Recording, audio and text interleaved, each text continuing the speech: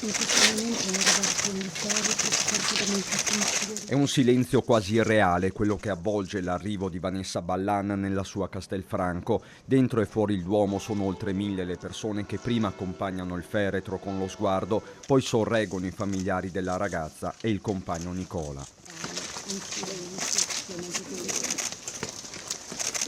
La città ha trattenuto il respiro per tutta la cerimonia, rispettando un lutto che non è stato di circostanza e che ha coinvolto l'intera Castellana, con il sindaco Stefano Marcon e il collega di Riese Pio X Matteo Guidolin, accanto a tutti i colleghi della Marca Occidentale e a diversi esponenti politici, dal sottosegretario alla giustizia Andrea Ostellari al presidente della regione del Veneto Luca Zaia, prefetto, questore e forze dell'ordine, a dare voce a un'intera comunità, il vescovo Michele Tomasi.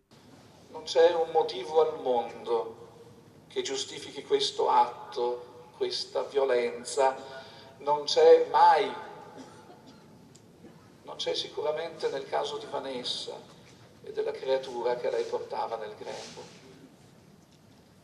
Ed è allora una totale insensatezza che rompe nella vita, in una vita come le nostre, normali, alle volte magari un po' incoerenti. Non c'è un senso nella sua brutale uccisione. Questa è il male. E con il male non abbiamo il diritto di venire a patti. Parole dure che però lasciano spazio alla fede, una fede che va coltivata nel silenzio della verità.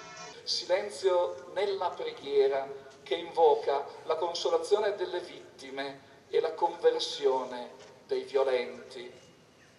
Non certo il silenzio della ricerca della verità, della giustizia, nemmeno il silenzio nell'impegno per una civiltà che rifiuti nelle parole, negli atti e nei fatti la violenza sulle donne e che superi finalmente la follia di voler possedere una persona. Messaggio che fa proprio il fratello di Vanessa, il suo ricordo personale diventa un appello potente nel giorno più doloroso.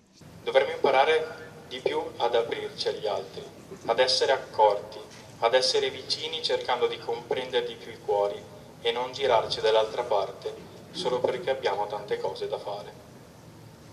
Indossiamo gli occhiali sbagliati, dovremmo buttarli via e mettere quelli dell'amore.